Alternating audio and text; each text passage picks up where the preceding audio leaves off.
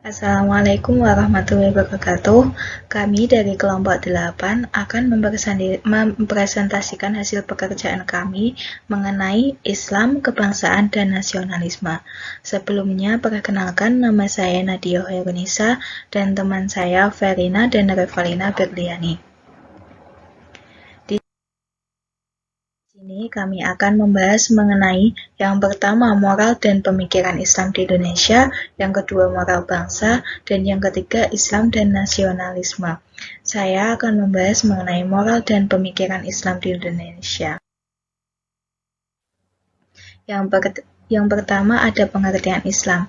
Islam adalah agama yang diturunkan Allah Subhanahu wa Ta'ala melalui utusannya Muhammad SAW yang terdapat dalam kitab suci Al-Quran dan berbentuk perintah-perintah, larangan, dan petunjuk untuk kebaikan manusia baik di dunia maupun akhirat.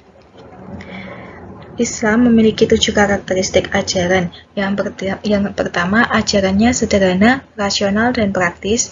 Kesatuan antara kebendaan dan kerohanian. Yang ketiga, Islam memberi petunjuk bagi segi kehidupan manusia. Yang keempat, keseimbangan antara individu dan masyarakat. Yang kelima, keuniversalan dan kemanusiaan. Yang keenam, ketetapan dan perubahan. Dan yang terakhir, Al-Quran sebagai pedoman suci umat Islam yang telah berumur 15 abad terjamin kemurnian dan kesuciannya. Yang kedua, moral Islam. Moral Islam merupakan salah satu pilar dari ketiga pilar agama, yaitu akidah atau iman, syariah atau Islam, dan ihsan. Keyakinan kebenaran moral diarahkan pada keyakinan kebenaran mutlak, maka setiap orang harus meyakini bahwa segala tindakan berupa sikap, tingkah laku, dan perbuatan yang dilakukan hanya karena Allah. Dari prinsip ini, moral Islam berkembang dengan baik karena tidak menghilangkan moral yang ada di bangsa, melainkan menyempurnakan dan mengarahkan kepada Maha Pencipta. Yang ketiga ada moral Islam. Yang ketiga ada pemikiran Islam. Pemikiran Islam di kalangan ilmuwan dibagi dua golongan. Yang pertama, pemikiran Islam secara eksotis, yaitu pemikiran yang diarahkan ke dunia luar. Dan yang kedua, pemikiran secara esoteris, yaitu pemikiran yang ditujukan ke arah terdalam dari dirinya. Yang keempat, penyebaran Islam di Indonesia. Penyebaran Islam di Indonesia telah tersiar secara serempak ke daerah-daerah, baik secara tradisional maupun modern. Penyebaran Islam di Indonesia. Sebenarnya pengembangan Islam di Indonesia diarahkan pada dunia pendidikan, dakwah Islamiyah, dan bantuan sosial. Berbagai pergerakan modern berusaha mendirikan madrasah mulai dari tingkat dasar, menengah pertama, hingga menengah akhir. Penyebaran agama Islam di Kepulauan Indonesia adalah melalui perdagangan. Diyakini bahwa Islam sudah menyebar di pesisir utara Jawa dan Sumatera pada akhir abad 14 Masehi, yang penyebarannya dimulai abad 13 Masehi. Penyebaran Islam sejak abad 13 Masehi dilakukan oleh para pedagang dari Gujarat. Agama Islam masuk ke Indonesia sudah tercampur dengan budaya Parsi dan India yang dipengaruhi oleh aliran Syiah. Dan yang terakhir, pemikiran Islam di Indonesia. Yang pertama ada perkembangan. Islam berkembang melalui periode A. Pemikiran Islam murni. Yang kedua, pemikiran Islam setelah terjadinya sentuhan dengan pemikiran Yunani, Persia, dan India. Yang ketiga, pemikiran Islam setelah bersentuhan dengan Renaissance. Yang keempat, pemikiran Islam setelah terjadi sentuhan dengan teknologi dan ilmu pengetahuan modern. Yang B, ada gerakan.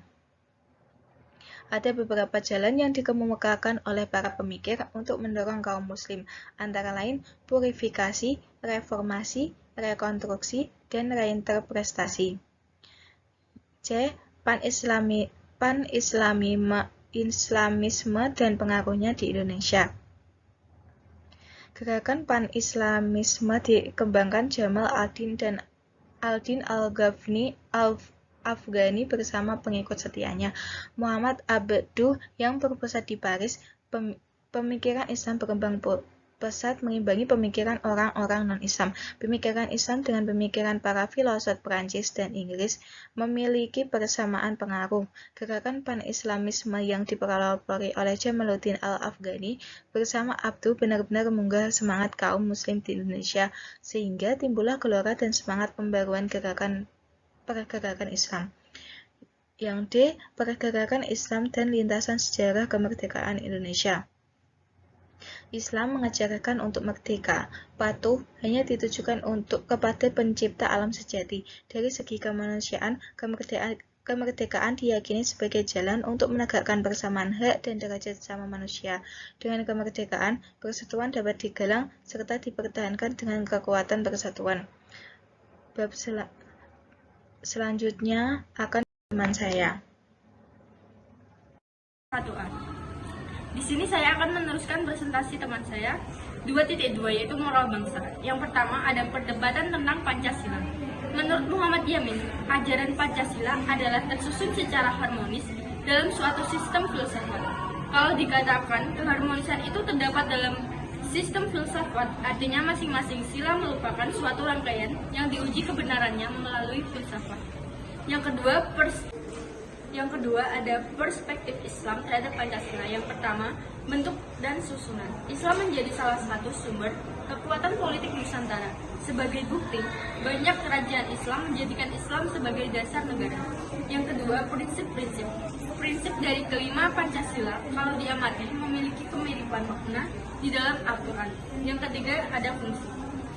Dan yang ketiga, perspektif Islam terhadap implementasi Pancasila dalam UUD 1945. Indonesia memiliki dasar yang kuat dari akidah tauhid sebagaimana ditegaskan dalam pasal 29 ayat 2. Meskipun negara berdasar atas ketuhanan yang Maha Esa, tetapi bukan negara agama karena rakyat diberi kebebasan beragama dan bukan pula negara sekuler.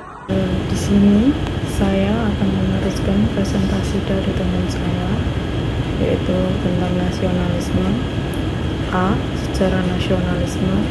Islam memegang peranan penting dalam membentuk nasionalisme Indonesia. Menurut George M.C. Thurman Khalil dalam Thomas, Islam bukan merupakan mata rantai yang mengikat tali persatuan, melainkan juga merupakan simbol persamaan nasib menentang penjajahan asing dan penindasan yang berasal dari agama lain. Yang B. Pengertian nasionalisme. Nasionalisme berasal dari kata nation yang berarti bangsa. Menurut Encyclopedia Britannica, nasionalisme merupakan keadaan jiwa di mana individu merasa bahwa setiap orang memiliki kesetiaan dalam kehidupan tertinggi kepada negara bangsa. Yang C. Unsur-unsur nasionalisme. Unsur nasionalisme sebagai paham modern lahir pada abad ke-18 yang bersumber Revolusi Prancis dengan mengusung 3 semboyan besar. Yang pertama liberty atau kebebasan, yang kedua egalite atau persamaan, dan yang ketiga fraternite atau persaudaraan. Nasionalisme terbentuk dari 2 faktor utama, yaitu faktor objektif dan faktor subjektif. Yang D. Bentuk-bentuk nasionalisme. Yang pertama adalah nasionalisme etnis, yang kedua nasionalisme sipil. Sementara itu, Leibniz dalam Shosheno membentuk coret nasionalisme menjadi 2 bagian, yaitu nasionalisme liberal dan nasionalisme iliberal. E. Nasionalisme praktis Islam. Nasionalisme di dunia Islam mempunyai fungsi ganda, yaitu sebagai katalisator utama yang memecahkan kemaharajaan Utsmaniyah dan sebagai penyulut semangat massa melawan kekuasaan penjajahan. Pada abad ke-20 Masehi, negara-negara yang berada di bawah kekuasaan imperialisme Barat atau Eropa mengalami gerakan nasionalisme. Kesimpulan berdasarkan penelitian di atas dapat disimpulkan bahwa dalam pergolakan masuknya Islam hingga Orde Baru, Budaya Islam tidak pernah mengguncang, bahkan ikut mengorbankan semangat rakyat untuk memancarkan budaya dan ajarannya.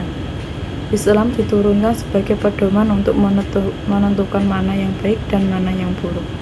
Oleh karena itu, Islam mendorong manusia supaya menebar kebaikan dan kedamaian sebagai dengan dirinya sendiri. Sebagaimana agama yang universal, Islam tidak membatasi peruntukan bagi wilayah geografis dan etnis, sehingga umat Islam berkewajiban menjaga, mencintai, dan membela negaranya. Sekian dari presentasi kelompok kami. Wassalamualaikum warahmatullahi wabarakatuh.